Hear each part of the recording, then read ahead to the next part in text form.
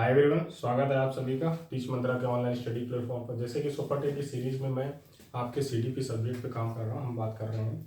तो उसमें हम अपना शिक्षण कौशल के काफ़ी टॉपिक्स पे बात कर चुके हैं, जिसमें हम कम से कम 6 क्लासेस अपनी कर चुके हैं। तो आज का जो हमारा टॉपिक है वो आपका रहेगा, पीछे मैंने लिख रखा है, सारी चीज़ें पहले से नोट कर रखी हैं जिससे कि आपको आसानी हो चीज़ों को समझने में और मुझे आसानी हो आपको चीज़ें समझाने में, क्योंकि लिखने में टाइम वेस्ट होता है ज़्यादा और क्लास हो जाती है बोरिंग, जिससे कि चीज़ें समझना हो जाता है काफ़ी मुश्किल। इसके आगे अगर हम बात करेंगे तो आज का हमारा जो टॉपिक है वो है आपका आरंभिक पठन कौशल, मतलब अर्ली रीडिंग स्किल्स जो होती हैं बच्चे की, जो उसको शुरुआत में रीडिंग के बारे में बताया जाता है। तो उस पर कौन कौन सी स्किल्स हैं जिस पे हमें ध्यान देना चाहिए as a teacher, as a faculty, जो हमें चीज़ें पता होनी चाहिए वो क्या क्या हो सकती है, तो उस पर बात करेंगे। ठीक है, ये आपका क्लास नंबर 7 हो जाएगा, क्लास नंबर 7। इसके बाद आपकी मुख्यतः इसमें 2 क्लासेस बचेंगी, मेन आपकी 2 क्लासेस बचेंगी।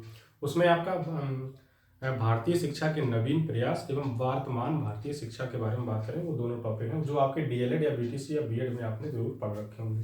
ठीक है, इसके बाद आ जाता है सीधा आपका सुपर टेट और आल टेट्स में भी ये काम करेगा। मैंने वो चीज़ वहाँ पे पहले से नोट करके रखी है। ठीक है, अगर आपने अभी तक चैनल सब्सक्राइब नहीं किया तो प्लीज़ सब्सक्राइब करें, क्योंकि सुपर टेट पे हम डील कर रहे हैं। आगे आपके लिए यूपी प्लस बाकी बैचेस की क्लासेस भी स्टार्ट होने वाली हैं। ये सिलेबस मैं चाह रहा था और जल्दी खत्म हो जाए, लेकिन हम तेज़ी के साथ बढ़ रहे हैं। चीज़ें ज़्यादा फास्ट करने का कोई मतलब नहीं, चीज़ें आपको समझ में आनी चाहिए। थ्योरेटिकल वे में हमने आपको सारी चीज़ें करवा ली हैं। 2 चीज़ें मैं आपकी और ऐड करने वाला हूँ, सीडीपी के जो बैच है, सीडीपी अवसर, और एक चीज़ और है जो आपके लिए सरप्राइज है। तो वो सीरीज हमारी फिर रेगुलर हो जाएंगी। फिर कोई भी आपका कोर्स हो, कोई भी सिलेबस हो, जो यूपी टेट हो, सी टेट हो, केवी या DSSP, मतलब टीचिंग एग्जाम की सीडीपी से रिलेटेड कोई भी चीज़ होगी, आपको शॉर्ट वे में देने के तरीके की मैंने एक सीरीज तैयार की है, जिसमें हम समथिंग 100 ऑफ वीडियोस आपके लिए लाएंगे, जो बहुत ही छोटी होंगी लेकिन आपके बहुत ही एक बेनिफिट होगी। जैसे बोलते हैं ना, गागर में सागर, वो वाली बात हो जाएगी उसमें। आज का हमारा टॉपिक है, उस पर बात करते हैं। अगर अभी तक आपने चैनल सब्सक्राइब नहीं किया तो प्लीज सब्सक्राइब करें, वीडियो को लाइक नहीं किया जरूर लाइक करें, और कमेंट बॉक्स में अपना फीडबैक देना बिल्कुल ना भूलें। ठीक है, तो आज का जो हमारा टॉपिक है उस पर बात करते हैं। तो आरंभिक पठन कौशल, आरंभिक पठन कौशल हमारा क्या हो जाता है? आरंभिक पठन कौशल को इंग्लिश में हम बोल देते हैं अर्ली रीडिंग स्किल। ठीक है, अर्ली रीडिंग स्किल्स को हम बोलते हैं इंग्लिश में। मैंने हिंदी में चीजें नोट कर रखी हैं, क्योंकि हिंदी मीडियम बच्चों को टफ वर्ड ज्यादा हो जाते हैं, इंग्लिश में हम समझ सकते हैं, तो इंग्लिश में मैं बोलता जाऊंगा जिससे कि इंग्लिश वाले बच्चों को भी समझ में आए चीजें। ठीक है, तो वहां से आपका हो जाएगा। देन मैंने यहाँ पे लिख रखा है आपका कैथरीन ओकनर, एक आपकी वैज्ञानिक हैं जिन्होंने साइंटिफिक हैं, काफी चीजों पर डिस्कस किया इन्होंने। रीडिंग स्किल्स की जो बातें थी उन पे एक डेफिनेशन दी है, मैंने वो डेफिनेशन यहाँ पे नोट कर दी। तो ये आपकी डेफिनेशन काफी इंपॉर्टेंट हो जाती है। इंपॉर्टेंट क्यों हो जाती है? क्योंकि जब आपका यूपी टेट का एग्जाम आता है तो वहाँ पे डेफिनेशन आपका फैक्चुअल क्वेश्चन ज्यादा पूछे जाते हैं, फैक्ट बेस्ड चीजें ज्यादा आती हैं। सुपर टेट में भी आपका ये आ सकता है, बहुत मोस्ट इंपॉर्टेंट हो जाता है, क्योंकि अगर ये टॉपिक है तो ये इंपॉर्टेंट आपका हो ही गया। ठीक है, देन हमने यहाँ पे लिख रखा है कैथरीन ओकानर जो आपकी हैं साइंटिफिक, उन्होंने बोला है कि पढ़ना वह जटिल अधिगम प्रक्रिया है, पढ़ना वह जटिल अधिगम प्रक्रिया है जिसमें दृश्यों, श्रव्यों, सर्किटों का मस्तिष्क अधिगम केंद्र से संबंध निहित है। मतलब यहाँ पे अधिगम को बोला गया है, लर्निंग को डिफाइन करने की कोशिश इन्होंने की है। लर्निंग के बारे में बताया कि जो लर्निंग है हमारी डायरेक्ट कहाँ से कनेक्ट होती है, जाके जब हम कोई चीज रीड करते हैं, मतलब देख के, सुन के, और सर्किट का मस्तक मतलब अपने माइंड से जब उन चीजों को समझने की कोशिश करते हैं। कोई चीज हम देखेंगे तो माइंड से उसको लर्न करने समझने की कोशिश करेंगे, कोई चीज सुनेंगे तो माइंड से लर्न करने समझने की कोशिश करेंगे ना। तो वो चीज इन्होंने बोला है कि पढ़ना वह जटिल अधिगम प्रक्रिया है, reading is a tough learning process that, जिसमें दृश्यों मतलब सीइंग, सीनरीज हमारी हो जाती है, श्रवण मतलब लिसनिंग हो जाती है, सर्किट मतलब सर्किट्स ऑफ माइंड्स अधिगम केंद्र से संबंध निहित है। सेंट्रल ऑफ लर्निंग जो है, मतलब उसका जो रिलेशनशिप है वो निहित रहता है, उसका रिलेशनशिप मतलब उसमें अंदर समाया हुआ है। तो ये चीज आपकी यहाँ पे बोली गई। तो यहाँ पे आपके 2 वर्ड हैं जो कीवर्ड आ जाते हैं। वो कौन कौन से कीवर्ड आपके हो जाते हैं? वो आपका एक तो यहाँ पे अधिगम हो जाता है, जो आपका लर्निंग मतलब रीडिंग से रिलेट करेगा। ठीक है, देन आपका यहाँ पे दृश्यों से भी हम सीखते हैं, मतलब लर्निंग करते हैं, रीडिंग करते हैं। श्रव्यों से भी करते हैं, श्रव मतलब सुनकर, यहाँ पे आपका लिसन हो जाएगा। ठीक है, यहाँ पे आपका सीन हो जाएगा। और आपका फिर यहाँ पे ये वर्ड आ जाता है माइंड, मस्तिष्क अधिगम, ठीक है, माइंड लर्निंग का रिलेशनशिप जो प्रक्रिया प्रोसेस में इन सारी चीज़ों का वर्णन यहाँ पे हो जाता है। तो आप ये चाहें तो ये चीज़ आप नोट कर सकते हैं। नोट आपको तब करना है ये मैं पूरा डिफाइन कर दूं, अगर चाहें तो आप अभी मैं यहाँ पे 1 सेकंड का पॉज ले रहा हूँ, ये इस चीज़ का आप स्क्रीनशॉट ले लें तो आपके लिए फायदेमंद रहेगा। सिर्फ आपको इतनी चीज़ें ही नोट करनी, इतनी चीज़ें ही आपको पता होनी चाहिए। बाकी जो मैं आपके लिए ई बुक तैयार कर रहा हूँ उसमें आपको सिर्फ इतनी ही चीज़ें मिलेंगी थ्योरी में, कुछ ज़्यादा एक्स्ट्रा लिखने की ज़रूरत नहीं है, ना आपको पढ़ने की ज़रूरत है। आपको जो जो पता होना चाहिए वो चीज़ें इतनी इंपॉर्टेंट है। बाकी 1 लाइनर क्वेश्चन आपके एमसीक्यू उसमें ज़्यादा होंगे। थ्योरी का पोर्शन सिर्फ 1 पेज या 1.5 पेज या 2 पेज, 2 पेज से ज़्यादा हो ही नहीं सकता है, कितना भी बड़ा टॉपिक हो, क्योंकि मैं उन चीज़ों को इतना शॉर्ट या पैराग्राफ या फिर ग्राफ वाइज में करने की कोशिश कर रहा हूँ, उसकी वजह से उस चीज़ में लग रहा है टाइम। ठीक है, तो इसका स्क्रीनशॉट लेना चाहता आप लें, हो गया होगा, इतने आप स्क्रीनशॉट ले सकते हैं। ठीक है, तो ये चीज मैंने आपको डिफाइन कर दी कि कैथरीन ओकार्नर ने जो चीजें बताई, जो डेफिनेशन बताई, वो आपकी क्लियर हो गई होगी। ठीक है, इसके बाद इसमें जो हमारे टाइप्स आते हैं, मतलब टर्म्स हैं, कितनी टर्म्स हैं, तो यहाँ पे मैंने टर्म्स लिख रखे हैं। जैसे आपकी पहली आ जाती है आरंभिक पठन कौशल का उद्देश्य। इसका जो मोटो है, मोटो मतलब उद्देश्य क्या है, उसके बारे में बात करेंगे। फिर हम आ जाते हैं यहाँ पे पठन कौशल के प्रकार, प्रकार में मतलब टाइप्स में बात करेंगे। टाइप्स क्या होती है, मौन पठन, सस्वर पठन। ठीक है, ये चीज हो जाएगी। फिर आपकी जो यहाँ पे सेकंड थिंग आ जाती है, मतलब ये मैंने नंबर वाइज यहाँ पे लिखा, पहले सेकंड थिंग आपकी ये बात करेंगे। सेकंड थिंग आपकी हो जाती है आरंभिक पठन कौशल के घटक या तत्व जो होते हैं। घटक मतलब इसमें क्या क्या चीजें हो सकती हैं जिन पे हमें ध्यान देना चाहिए, क्या हमारे लिए इंपॉर्टेंट है कि हम अपने रीडिंग को और अच्छा कर सकते हैं। ठीक है, उसके बाद आपका 4th नंबर पे आ जाता है यहाँ पे पठन कौशल की शिक्षण विधियां। पठन कौशल की शिक्षण विधियां का मतलब हो जाता है कि यहाँ पे हमें किन चीजों पे ध्यान देने की जरूरत है, कौन सी विधि हम यूज करें जिससे अगर हमारे अंदर कोई दिक्कत आ रही है पढ़ने के टाइम तो उसको हम ठीक कर सकते हैं, उसको हम सही कर सकते हैं। ठीक है, उसके बाद हमारा 5th नंबर पे आ जाता है पठन कौशल का विकास, इसके डेवलपमेंट के बारे में बात कर लेते हैं। ठीक है, फिर आ जाता है आपका पठन कौशल का महत्व, इसकी इंपॉर्टेंस के बारे में बात करेंगे। फिर आपका 7वें नंबर पर आ जाता है पठन संबंधी दोषों का निवारण। दोषों का निवारण में हम बात कर लें, जैसे वर्ड की पुनरावृत्ति, कुछ बच्चे होते हैं ना एक वर्ड को 2-2 बार लगातार बोल दे रहे हैं या उनको समझने में दिक्कत हो रही है किसी चीज में, तो इस पर बात करेंगे। तो एक एक पॉइंट डिस्कस करते जाएंगे, छोटी छोटी बातें उनको आपको नोट करना है, बाकी जो इंपॉर्टेंट चीज है वो मैंने आपकी पहले से लिख रखी है। ठीक है, तो पहली हेडिंग आपकी आती है, पहली हेडिंग आपकी है आरंभिक पठन कौशल का उद्देश्य। उद्देश्य मतलब इसका मोटो क्या है, हमें पठन कौशल के आरंभिक अर्ली रीडिंग स्किल, ईआरएस में जो उसको शॉर्ट फॉर्म में अगर हम बोलते हैं तो उसको आप ईआरएस बोलते हैं, ईआरएस बोल सकते हैं। ठीक है, बोल सकते हैं, नहीं बोलते ही हैं। जिन बच्चों को इंग्लिश मीडियम के बच्चे होते हैं वो इस टाइप में शॉर्ट फॉर्म में चीजें क्रिएट करते हैं ताकि उनको समझ में आए। जैसे LSRW आपकी चीज हो जाती है listen, speak, read and right, जो आपके पढ़ने के पठन के 4 कौशल हैं जिनका एक सिस्टमैटिक अरेंजमेंट है, उसको क्या बोलते हैं, LSRW। पहले हम लिसन करते हैं इन चीजों को, फिर बोलते हैं, फिर रीड करते हैं, तब उसके बाद लिखते हैं, तो इसको शॉर्ट फॉर्म में बोला जाता है। ठीक है, LSRW। तो उसी तरीके से यहाँ पे आपका हो जाता है ERS। क्वेश्चन ऐसे भी बना सकता है, ERS क्या है, आपको दे देगा, फुल फॉर्म पूछ सकता है, तो ये भी आपका इंपॉर्टेंट हो जाता है। तो ERS में हम कौन सा हमारे मोटो हैं जिनको हमें ध्यान देने की जरूरत है, तो उसमें आपकी चीज आ जाती है रटने के बजाय समझने पर बल देना। यहाँ पे हम चीजों को मेमोराइज नहीं करेंगे, चीजों को मेमोराइज करने की कोई जरूरत नहीं है। जब हम पठन कौशल की स्किल की बात कर रहे हैं, रीडिंग स्किल की बात कर रहे हैं, तो वहाँ अंडरस्टैंडिंग पे ध्यान देना है, अंडरस्टैंडिंग पे बात करनी है। यहाँ पे आपका लिखेंगे आप एम बना के, एम का यहाँ पे मतलब हो जाएगा मेमोराइजेशन नहीं करना है, अंडरस्टैंडिंग पे हमें बल देना है। इस पे आप इस टाइप से आप लिख सकते हैं, एक सिंबॉलिक तौर पे आपको चीजें समझनी होंगी शॉर्ट फॉर्म में, क्योंकि हमें जो सिंबल्स की मेमोरी होती है, यहाँ पे आप लिख रखा है दृश्यों, ये चीज हमें ज्यादा जल्दी याद होगी, ज्यादा दिन तक याद रहेगी और काफी दिनों तक हमें वो चीज हमारे दिमाग में भी बनी रहेगी। तो मेमोराइज नहीं करना है, अंडरस्टैंड करना है। क्लियर हो गया होगा। देन आपका आता है शब्द भंडारण में वृद्धि करना। शब्द भंडार में वृद्धि करना या शब्द भंडारण में वृद्धि करना, मतलब जो हमारी वोकैब है उसको हमें इंक्रीज करना है। किसमें, आरंभिक पठन कौशल के जब हम उद्देश्य के बारे में बात करेंगे तो हमारा दूसरा उद्देश्य जो हो जाता है कि हमारे जो शब्द हैं, बच्चे के जो शब्द हैं उनमें वृद्धि हो और वो ज़्यादा से ज़्यादा शब्द, नए नए शब्द सीख सके, जिससे कि जब वो कोई पाठ पढ़े तो उन शब्दों का वो मतलब निकाल सके और उस पाठ का जो अर्थ है, उसका जो डेफिनेशन है, उसके जो मोटो है, उसका जो कंक्लूजन है, उसको वो समझ सके। इसका मतलब ये हो जाता है। ठीक है, फिर यहाँ पे एक चीज लिख रखी है, शब्द, अक्षर एवं मात्राओं आदि का शुद्ध उच्चारण। शुद्ध उच्चारण पे बात की गई है कि हमारा जो तीसरा उद्देश्य हो जाता है वो ये है कि जो शब्द हैं, अक्षर हैं एवं मात्राएं हैं आदि का शुद्ध उच्चारण करना है। मतलब जो प्रोनाउंसिएशन ऑफ वर्ड्स है उनका साफ साफ उच्चारण करना होगा।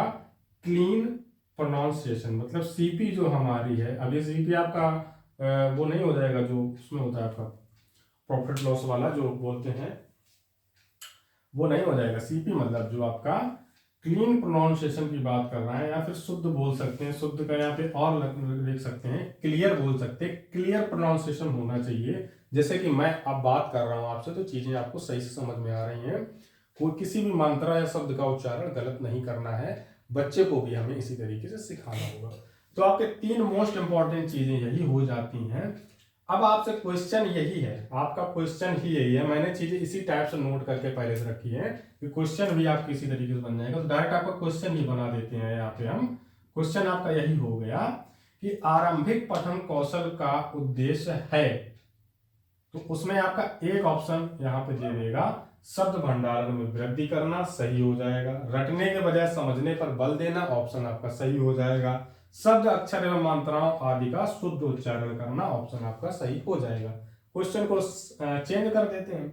आरंभिक पठन कौशल का उद्देश्य नहीं है, ठीक है, तो आपको तीनों ये दे देगा, एक ऑप्शन ऐसा देगा जिसमें वो चीज नहीं होगी, या तो आपका उल्टा कर देगा कि रटने पर बल देना, समझने पर तो दे देगा, आपको यहाँ पे 2 ऑप्शन बना देगा, इसको बीच से कट कर देगा। समझने पर बल देना, शब्द भंडारण में वृद्धि करना, शब्द, अक्षर एवं मात्राओं आदि का उच्चारण करना, और चौथा ऑप्शन आपका दे देगा रटने पर बल देना। तो रटने पर बल देने के बाद आपका उसमें ऑप्शन चौथा वाला ही सही हो जाएगा। 4th नंबर आपका क्लियर हो जाएगा। पूरा चीज एकदम से आपको डिफाइन समझ में आ रही होगी। देन हम आते हैं अपना सेकंड थिंग। सेकंड हमारी क्या हो जाती है कि आरंभिक पठन कौशल के घटक या तत्व। घटक से मतलब हो जाता है इसकी स्टेप्स हैं।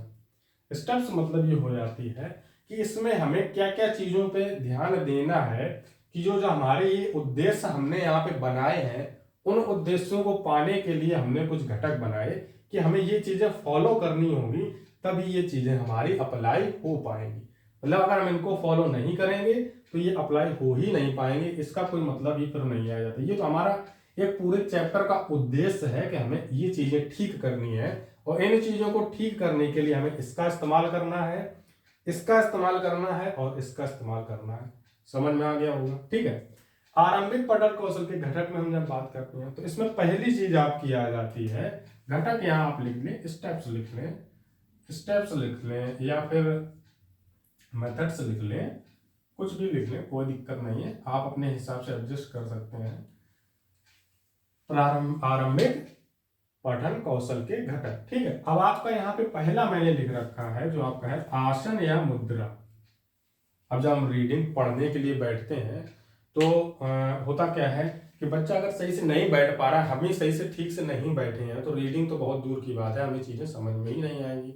तो हमारा जो बैठने का तरीका है, सिटिंग हमारी जो है, ठीक है, और हमारा जो पोस्चर है, बॉडी का पोस्चर है, वो हमारा पोस्चर कैसा होना चाहिए, आसन हमारा कैसा होना चाहिए, यहाँ पे इस चीज की बात की गई है। जो हमारी सिटिंग और पोस्चर दोनों चीजें बढ़िया होनी चाहिए, तभी हमारी रीडिंग जब हम करेंगे तो वो हमारे समझ में आएगी, उसकी हम अंडरस्टैंडिंग समझ पाएंगे, ठीक है। सेकेंड थिंग आपकी आ जाती है पठन की गति। गति मतलब स्पीड पे बात करेंगे। रीडिंग की जो स्पीड है उसको इतना डिफाइन, जैसे मैं आपको यहाँ पे एक्सप्लेन कर रहा हूँ, तो मैं ना यहाँ पे काफी तेज बोल रहा हूँ, ना मैं काफी धीमे बोल रहा हूँ, चीजें आपको बिल्कुल क्लियर समझ में आ रही होंगी, ठीक है। तो पठन की गति से मतलब आपका फिर यही हो जाता है कि जो हमारी रीडिंग की स्पीड है वो हमारे बिल्कुल मध्यम एवरेज रहनी चाहिए, ना ज्यादा फास्ट होगी ना ज्यादा स्लो होगी, ताकि जो लय बनेगी हमारी पढ़ने की वो अच्छी रहे और चीजों को हम समझ के आगे पढ़ते चलें, बाद में हमने एक पेज पढ़ लिया पूरा, हमने फिर बाद में सोचा कि समझ में इसमें क्या आया, कुछ नहीं आया, क्योंकि हमने स्पीड को इतना तेज कर दिया कि हमें आज पूरी रात में ये 250 पेज की किताब खत्म करनी है। खत्म आप कर सकते हैं 3 घंटे में, उसको तेजी से पढ़ेंगे खत्म कर देंगे, लेकिन आपने उससे अर्थ क्या ग्रहण किया, उसकी अंडरस्टैंडिंग आपकी क्या बनी। सीडीपी की एक बुक आती है 250 पेज की है, आप मालती सारस्वत की है, उसको आप पढ़ेंगे, काफी बढ़िया बुक है वो। अगर जो लोग फॉलो करना चाहें कर सकते हैं। सीडीपी में आपका पूरा सिलेबस कवर होता है, उसमें सिर्फ आपका ये सुपर टेट का जीवन कौशल का चैप्टर छोड़ के, सब्जेक्ट छोड़ के, बाकी आप टेट का अगर देखना है, सी टेट देखना है, यूपी टेट देखना है, तो बेस्ट बुक मैं रिकमेंड करता हूँ कि मालती सारस्वत आप देख सकते हो। तो वो बुक लगभग आपकी 300 से 350 पेजेस की है लगभग, ठीक है, मेरे पास होगी लेकिन अभी मैं आपको दिखा नहीं सकता हूँ। तो उस बुक में 300 से 350 पेजेस है, तो उसको आप खत्म कर सकते हैं, एक दिन में आप पढ़ के खत्म कर सकते हैं। तो जिस बच्चे ने पहले से बाल विकास पढ़ रखा है, सीडीपी पढ़ रखी, उसकी अंडरस्टैंडिंग अच्छी होगी, वो उस बुक को तेजी के साथ पढ़ सकता है क्योंकि उसने पहले। लेकिन यहाँ पे हम फर्स्ट टाइम रीडिंग की बात कर रहे हैं, तभी तो यहाँ पे लिख रखा है ना आरंभिक पठन कौशल, इसी वजह से तो लिख रखा है। तभी मैंने ये एग्जाम्पल भी लिया कि कुछ बच्चों के दिमाग में ये भी चीज चल रही होगी कि मैं तो पढ़ लेता हूँ पूरी बुक एक रात में, मुझे समझ में भी आती है, और सर तो बता रहे हैं कि समझ में नहीं आएगी। यहाँ पे बात हो रही है आरंभिक पठन कौशल की, ये चीज आपके दिमाग में होनी चाहिए। यहाँ पे फर्स्ट टाइम रीडिंग की बात हो रही है, तब हम चीज किताब को धीरे पढ़ेंगे, स्लो पढ़ेंगे, मतलब मध्यम गति से पढ़ेंगे। स्लो का मतलब ये नहीं है कि 1 महीने में हमने पूरी बुक खत्म कर पाई।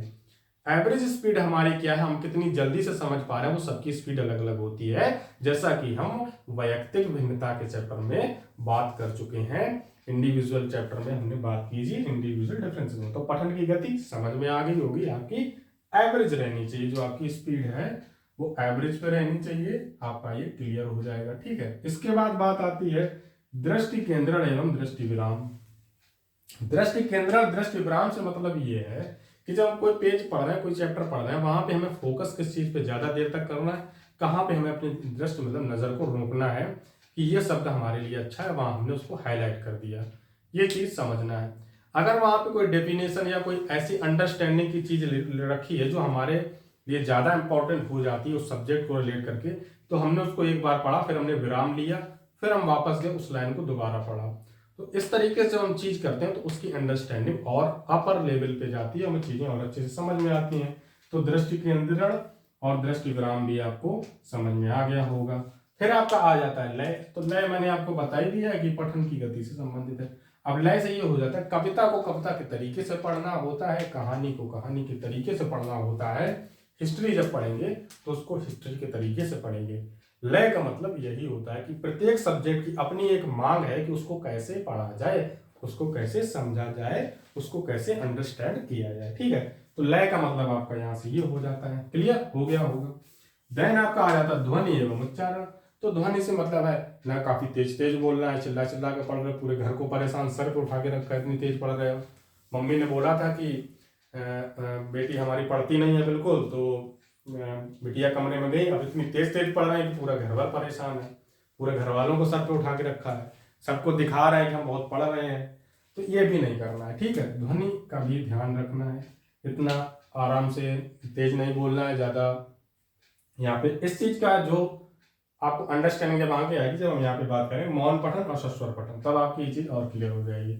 तो ध्वनि का भी हमें ध्यान रखना है कि कविता पढ़ेंगे तो कितनी ध्वनि रखनी है, कहानी पढ़ेंगे तो क्या करना है, और जब हम किसी हिस्ट्री या किसी चीज का चैप्टर पढ़ेंगे तो उस पर क्या ध्यान रखना है, ठीक है। उच्चारण मैंने बता ही दिया कि उच्चारण हमारा अच्छा होना चाहिए, साफ होना चाहिए, बढ़िया होना चाहिए। अर्थ ग्रहण, अर्थ ग्रहण से मतलब ये हो जाता है, अर्थ ग्रहण का मतलब ये है कि कोई चैप्टर कोई चीज पढ़ रहे हैं, उसका हमें मोटो क्या है, मोटिवेशन क्या है, उस चैप्टर की अंडरस्टैंडिंग क्या है, वो हमें समझ में आनी चाहिए, एक्सपेक्टेबल होनी चाहिए हमारी चीजें कि हम उनको समझ रहे हैं, ठीक से उनको ग्रहण कर रहे हैं कि नहीं कर रहे हैं, ठीक है। देन आपका इसमें एक हेडिंग और होती है अंदर, जिसको मैंने यहाँ पे अलग से लिख रखा है, आवश्यक कारक। तो आवश्यक कारक आपका यही है कि आरंभिक पठन कौशल के घटक या तत्व के अंदर जब हम इन चीजों पर बात कर लेते हैं तो आवश्यक कारक की हमें जरूरत क्यों पड़ी। तो आवश्यक कारक में आपका सारी चीजें यही आ जाती हैं, कुल मिला के लॉट जो समझ के हिसाब से सारी चीजें हमें यहीं पे देखना होता है, समझना होता है कि हमें इन चीजों की आवश्यकता इस तरीके से पड़ी है, इस तरीके से समझ में आ रही है चीजें, ठीक है। तो आवश्यक कारक भी आपके इसी में इंक्लूड हो जाते हैं। देन हमारा आता है पठन कौशल के प्रकार। ठीक है, अब आवश्यक कारक में आप ये भी वहां पे लिख सकते हैं कि आरंभिक पठन कौशल हमें सामाजिक या फिर हर स्तर पे हमें इस चीज की जरूरत पड़ती है। आपका नाटक हो गया, चुनाव वगैरह की चीजें होती हैं, आपके स्कूल में प्रोग्राम्स वगैरह होते हैं, अगर आप सही से नहीं पढ़ पाते हैं, सही से नहीं बोल पाते हैं, सही से नहीं किसी चीज का उच्चारण कर पाते हैं, आपकी चीजें ठीक नहीं है, तो आपकी ये सब चीजें जो हैं आपको अफेक्ट करेंगी आपकी रीडिंग के टाइम, आपकी लर्निंग के टाइम, और आपको सोसाइटी में भी काफी डिफेम करवाती हैं। तो ये चीज आपकी वहां से हो जाएगी। बाकी इसका कोई सिलेबस के अकॉर्डिंग इस चीज का कोई मतलब नहीं, यहाँ से क्वेश्चन आपका नहीं बन सकता है, तो मैंने उस चीज को तभी नोट नहीं किया। बाकी आपके नोट्स में ये चीज इंक्लूड जरूर होगी। ये चीज क्लियर होगी, ये क्लियर होगी। देन आते हैं हम अपने तीसरे नंबर पे। थर्ड नंबर हमारा बोलता है कि पठन कौशल के प्रकार क्या है। तो पठन कौशल के प्रकार में आ जाता है आपका, एक तो मौन आ जाता है, साइलेंट रीडिंग हो जाती है आपकी, ठीक है।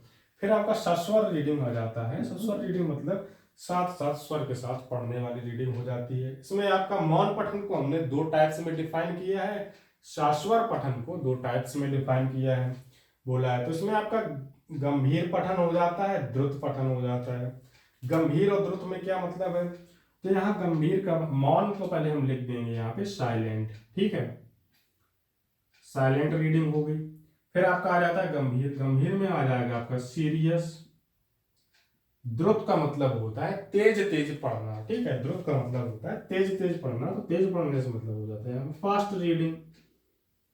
तीनों चीजें आपकी समझ में आ गई। गंभीर का मतलब हो जाता है हम किसी टॉपिक को पढ़ रहे हैं, किसी भाषा विकास की जब अधिकतर लेवल की बात होती है, अधिकता के लेवल की बात होती है, तब वहां पे हम गंभीर पठन करते हैं कि हमें ग्रामर की चीजें सीखनी है, तो हमें सीरियस होना पड़ेगा, तभी हम उन चीजों को सीख पाएंगे। मैथमेटिकल चीजें सीखनी है, साइंटिफिक चीजें, साइंस की चीजें सीखनी है, हिस्ट्री सीखनी है, जिस चीज की हमारे पाठ्यक्रम में ज्यादा अहमियत है वहां पे हमें गंभीर पठन करने की जरूरत है। और जिन चीजों की हमारे लाइफ में ज्यादा इंपॉर्टेंस है वहां हमें द्रुत पठन करने की जरूरत है, फास्ट रीडिंग करने की जरूरत है। क्योंकि ये फास्ट हमें करना जरूरी इसलिए है कि अगर हम इसमें भी सीरियस करेंगे तो फिर हम उसको टाइम नहीं दे पाएंगे। तो बच्चे के लिए जो मोस्ट इंपॉर्टेंट गंभीर पठन है, बाकी फास्ट रीडिंग है कि उसको अपनी पढ़ाई से हटकर भी चीजें सीखना जरूरी होता है, इसलिए वो फास्ट रीडिंग की तरफ जाएगा। फास्ट रीडिंग में वो जो तेज तेज जल्दी जल्दी चीजें सीख सकता है, जो उसके लाइफ में उसको इम्प्रूव करेंगे, उसकी स्किल्स को बढ़ाएंगी, उन चीजों में फास्ट रीडिंग करेगा। बाकी जिसमें सिलेबस के अकॉर्डिंग, फास्ट पाठ्यक्रम के अकॉर्डिंग बात आएगी, तब वो गंभीर पठन करेगा, ठीक है। इसके बाद आपका आ जाता है गंभीर पठन। मौन पठन के उद्देश्य क्या है। मौन पठन का उद्देश्य ये हो जाता है कि सिलेबस में चीजें काफी ऐसी होती हैं जिनको समझना काफी कठिन होता है, समझाना भी काफी कठिन हो जाता है, तो बच्चों को मौन पठन करने के लिए बोला जाता है। तो टीचर का उद्देश्य जो बन जाता है, मौन पठन पठन का उद्देश्य ही यही होता है कि बच्चों की अंडरस्टैंडिंग को और अधिक अधिक लेवल पे इंप्रूव करना और अधिक लेवल पे समझाना। तो उद्देश्य में आप सीधा यही लिख सकते हैं, ठीक है। उसके बाद आपका शाश्वर पठन आ जाता है। इसमें आपका आदर्श पठन है, अनुकरण पठन है, ठीक है। तो यहाँ पे आप इमिटेशन लिख सकते हैं, इमिटेट करेगा मतलब नकल कर रहा है, अनुकरण। इमिटेशन आदर्श में आप लिख सकते हैं आइडियल, और आदर्श आइडियल का मतलब हो गया एक बेहतर अच्छे ढंग में, यहाँ पे उसका आसन, मुद्रा, दृष्टिकोण, ध्वनि, उच्चारण, पठन की गति, लय, अर्थग्रहण सब कुछ क्लियर है, हर चीज बढ़िया हो रही है, तो उसको हम क्या बोल देंगे, उसको हम बोल देंगे आदर्श पठन। मतलब आइडियल रीडिंग यही है जब ये सारी आपकी 6 की 6 चीजें बिल्कुल क्लियर तरीके से एक बच्चा फॉलो कर रहा है, तो आपका आदर्श पठन हो जाता है। उसके बाद आ जाता है आपका अनुकरण। अनुकरण आपका इमिटेशन, इमिटेट कर रहा है, चीजों की नकल कर रहा है। मतलब अगर टीचर भी गा गा के पढ़ा रहे हैं तो बच्चे भी गा गा के उस चीज को पढ़ रहे हैं, तो वहां पे इमिटेशन हो गया। इसको ज्यादा डिफाइन करने की जरूरत नहीं है, आपको चीजें समझ में आ रही है। क्वेश्चन आपका यहाँ से क्या बनेगा, पठन कौशल के डायरेक्ट प्रकार आपसे पूछ लेगा, तो आपको पता होने चाहिए कितने होते हैं, 2 क्वेश्चन, एक क्लियर। फिर पूछ लेगा कौन कौन होते हैं, कौन कौन नहीं होते हैं, 2 क्वेश्चन ये हो गए। तो कौन कौन होते हैं, मौन पठन, शाश्वर पठन। कौन नहीं होते हैं वो आपके ऑप्शन में दे रखे होंगे, दोनों अगर आपको ये पता है तो आपका क्वेश्चन सही होगा। मौन पठन के कितने प्रकार होते हैं, 2, गंभीर पठन, द्रुत पठन, ठीक है। कौन नहीं होते हैं, एक क्वेश्चन ये बन जाएगा, क्योंकि जो क्वेश्चन पॉजिटिव है उसका नेगेटिव भी बनता है। आपको दोनों साइड से सोचना होगा, दोनों साइड से समझना होगा, थ्योरी आप पढ़ लेंगे किताबों में, सारी किताबें आपके पास होंगी, सब कुछ होगा, लेकिन क्वेश्चन बनेगा कहाँ? जब आप ये सोचना शुरू कर देंगे तो चीजें आपके लिए और ज्यादा आसान हो जाएंगी। सस्वर पठन कितने प्रकार का होता है? 2 प्रकार का, आदर्श पठन, अनुकरण पठन। ठीक है, इसमें आपका कौन नहीं होता है वो क्वेश्चन बन जाएगा। अब यहाँ पे गुण क्या है, सावधानियां क्या है? सावधानियां ये हैं कि आप अनुकरण आदर्श में, अनुकरण बच्चा कुछ चीजें ऐसी अनुकरण ना करने लगे जो उसके लिए गलत है। अब कविता तक तो ठीक था, वो नकल कर रहा था, बाकी वो टीचर कुछ ऐसी चीजें भी नकल कर रहा है जो नहीं ठीक है, तो टीचर को वहां पे सावधानियां बरतने की जरूरत है। गुण में आपका ये आ जाता है कि आदर्श पठन अनुकरण है, इनके काफी गुण होती हैं कि बच्चा चीजों को अच्छे तरीके से समझ समझ के सीख पा रहा है, आगे बढ़ पा रहा है। बाकी गुण, सावधानियां, उद्देश्य जो आपके यहाँ लिखे हैं यही सारे उद्देश्य सब में काम करेंगे, इसीलिए मैंने इस चीज को हर बार अलग अलग तरीके से नहीं लिखा है। 3 आपके मोस्ट इंपॉर्टेंट यही है। पठन कौशल की शिक्षण विधियां आ जाती हैं कि इन सब सारी चीजों के बाद हमें कौन सी विधियां यूज करना चाहिए, इस्तेमाल करना चाहिए कि ये सारी चीजों का उद्देश्य हमारा पूर्ण हो सके। एक तो हमारा आ जाता है, कितनी होती हैं? 2 टाइप में डिफाइन की हैं। शब्द तत्व के आधार पर, मतलब यहाँ पे वर्ड्स वोकैब के आधार पे ट्रांसफॉर्म करने की बात हो रही। एक फिर आपका आ जाता है अर्थ ग्रेड, तो अर्थ ग्रेड की वहां भी बात कर चुके हैं। फिर आप यहाँ पे इसको डिफाइन किया गया 3 पार्ट्स में, 3 पार्ट में डिफाइन किया है। वर्ण बोध पर आधारित, ध्वनि साम्य पर आधारित, स्वरोच्चारित। तो वही है आपका ध्वनि, यहाँ पे फोनेम साउंड्स की बात हो रही। साउंड्स जो है आपके कविता के टाइम अच्छे होने चाहिए। स्वरोच्चारण पे आपका ध्यान अच्छा होना चाहिए। वर्ण का जब बोध है, मतलब ज्ञान है, अक्षरों का जो ज्ञान है वो बच्चे को होना चाहिए। जैसे सा शा शा, तीनों वर्णों के उसके जो बोध है उसको पता होना चाहिए कि तीनों वर्ण का, अक्षरों का अलग अलग मतलब है। सा का मतलब अलग है, शा का मतलब अलग है, और शा का मतलब अलग है। एक तो आपका सा, ये वाला सा हो जाता है, एक आपका ये सा हो जाता है, एक आपका ये शा हो जाता है। तो इसको सा बोलते हैं, इसको शा बोलते हैं, इसको शा बोलते हैं। तो ये चीज आपको भी पता होनी चाहिए। तो यहाँ पे वर्ण बोध का मतलब ही यही है कि वर्णों के जो प्रोनाउंसिएशन अलग अलग है उनके बारे में ही बच्चों को पता होना चाहिए। ध्वनि साम्य मैंने बताया कि सा की ध्वनि कैसी है, शा की ध्वनि कैसी है और शा की ध्वनि कैसी है, तीनों बच्चों को अलग अलग पता होनी चाहिए। ठीक है। स्वरोच्चारण मतलब जैसे यहाँ पे सांप बोल देते हैं, सांप बोल देते हैं, सब और भी चीजें हैं आपका, संयम बोल देते हैं, और भी तरीके से बोलते हैं। जैसे शोर है, कुछ लोग शोर में ऐसे शोर लिख देंगे, शोर ऐसे लिख देंगे। तो ये शोर आपने डिफाइन, जो ध्वनि आ रही है वो तो ठीक आ रही है, शोर गलत ऐसा नहीं, शोर बोलेंगे उसको। तो स्वरोच्चारण है, पढ़ने में तो हमने शोर लिख दिया, ऐसा भी लिख देंगे हम, इस तरीके से लिखा, लेकिन हम जब इसको पढ़ रहे हैं तो हम इसको शोर पढ़ रहे हैं, शोर नहीं पढ़ रहे हैं। तो इस चीज का भी ध्यान रखना होगा, इस चीज को भी समझना होगा। ये चीज आपकी क्लियर हो गई होगी। फिर आपका आ जाता है सेकेंड थिंग, आपने इसमें आ जाती है अर्थ ग्रहण करने पर आधारित। अर्थ ग्रहण करने पर आधारित आ जाता है देखो और कहो विधि। मतलब कोई हमने बच्चे को एक चार्ट दिखाया, एक फोटो दिखाई, फोटो में क्या था कि रावण है, सीता को किडनैप करके ले जा रहा है, मतलब सीता हरण करके ले जा रहा है। किडनैप वर्ड हम लोग बोलते हैं आजकल, तो इंग्लिश ज्यादा यूज करने लगे हैं, तो किडनैप ही बोलते हैं, हरण कोई नहीं बोलता। सीता है, मतलब रावण सीता को किडनैप करके ले गया था, ऐसे बोलते हैं। ठीक है। तो इस चीज पर एग्जाम्पल पे जाए, बाकी इस क्लास में जो भी बातें बोलेंगे वो सब काल्पनिक है, उसका आपके जीवन से कोई लेना देना नहीं है। हाँ, बाकी इस चैप्टर का आपके जीवन से बहुत कुछ लेना देना है। तो अर्थ ग्रहण पर आधारित जब हम जाएंगे, देखो और कहो विधि में है कि हमने बच्चे को एक फ्रेम दिखाया, फोटो दिखाई, उसमें क्या है कि रावण जो है वो सीता को किडनैप करके ले जा रहा है, वो फोटो है, एक फोटो आप इमेजिन कर लें। और बच्चे से हमने फिर पूछा कि बेटा बताएं, कि उस बच्चे को पहले से पता है कि ये रावण है, ये सीता है, इनको किडनैप करो, उस चीज के बारे में पहले से पता है। बच्चे को हमने पहले पाठ पढ़ाया था, रामायण के बारे में चीजें बताई थी, तब हमने उसको फोटो दिखाई। फिर हमने उससे कहा इस फोटो को देखो और कहो, देखो और कहो कि तुम इस फोटो से क्या क्या समझ रहे हो, क्या क्या बता सकते हो, क्या क्या बोल सकते हो। तब वो बोलेगा, बच्चा बताएगा, सारी चीजों का ठीक ठीक से डिफाइन करेगा।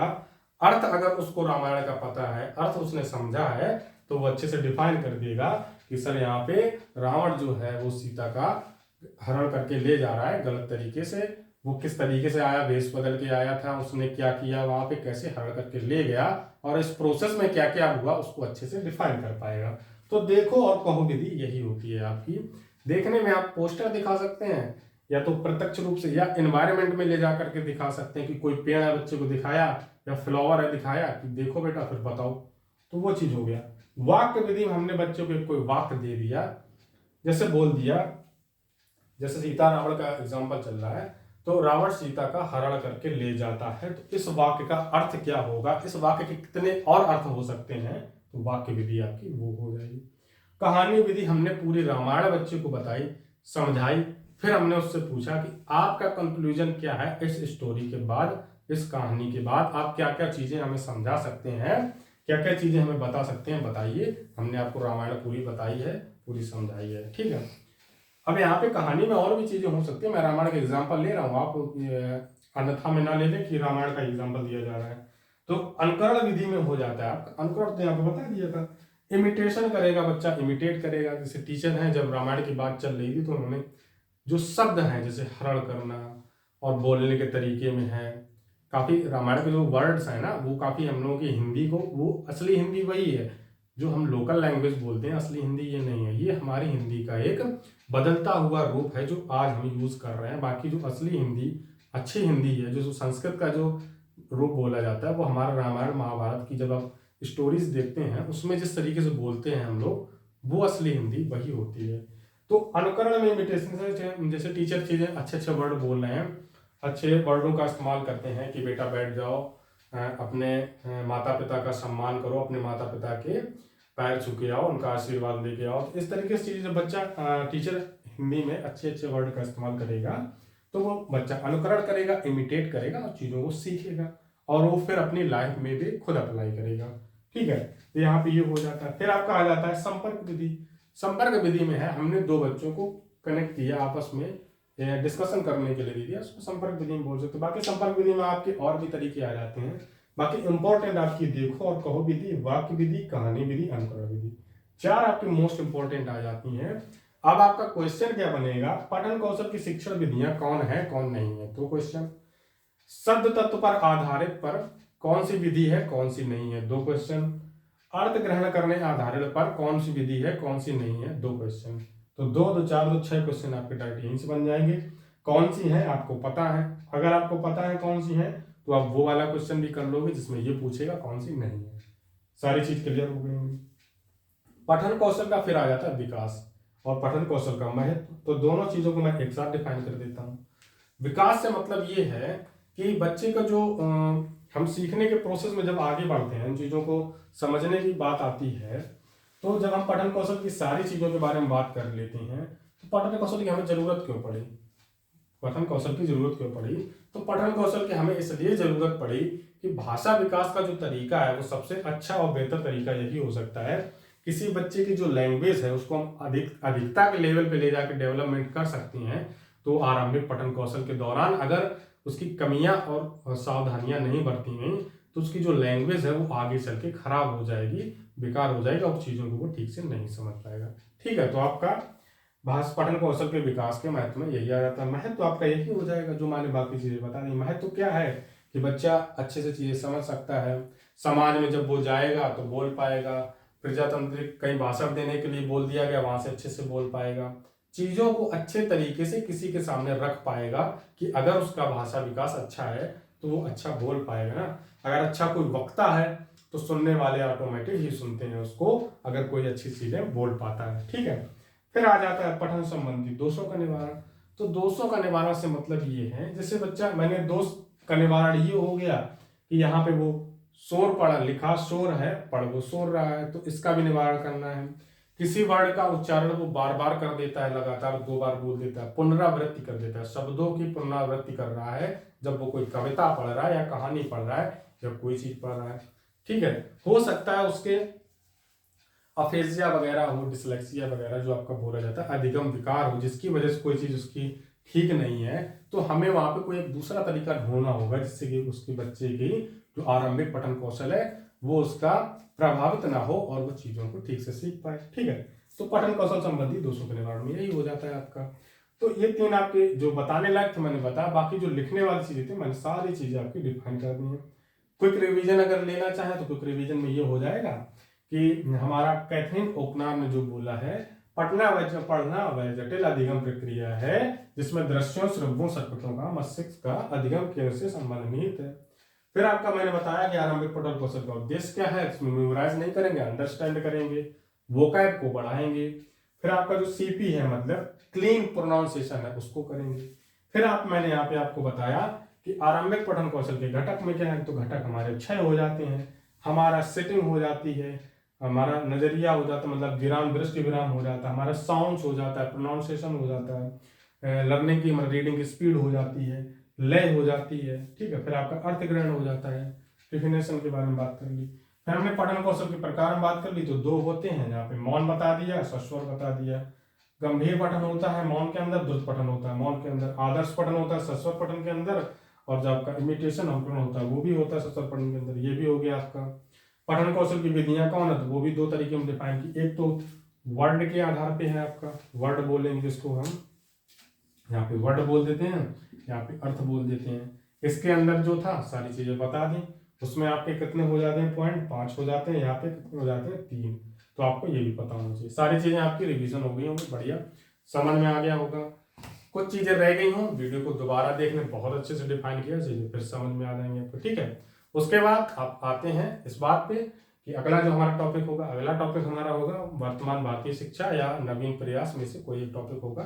2 ही टॉपिक आपके बचे हैं, तो उसका वीडियो भी आपको जल्द से जल्द मिल जाएगा। उसके बाद हमारी 1 क्लास बचेगी और सीडीपी में हमारी 2 क्लासेस बची हैं। लाइफ स्किल आपका पूरा खत्म हो चुका है, तो लाइफ स्किल की जो एमसीक्यू की क्लास है वो आपके लिए जल्द आने वाली है। 50 क्वेश्चन हम सॉल्व करेंगे, वो हम पीपीटी पे करेंगे। वो क्लास आपकी बोर्ड पे तो हो नहीं पाएगी क्योंकि क्वेश्चन लिखना पड़ेगा, तो उनको हम पीपीटी पे कर लेंगे। 50 क्वेश्चन सॉल्व कर लेंगे काफ़ी तेजी के साथ और समझ के हर चैप्टर से, ठीक है। तो यहाँ से आपकी चीज़ें क्लियर हो गई। फिर बात करते हैं अगले चैप्टर के लिए। तब तक के लिए गुड बाय, साइनिंग ऑफ। ऐसे हंसते रहें, मुस्कुराते रहें, अपना ख्याल रखें, अपने घर वालों का भी ख्याल रखें।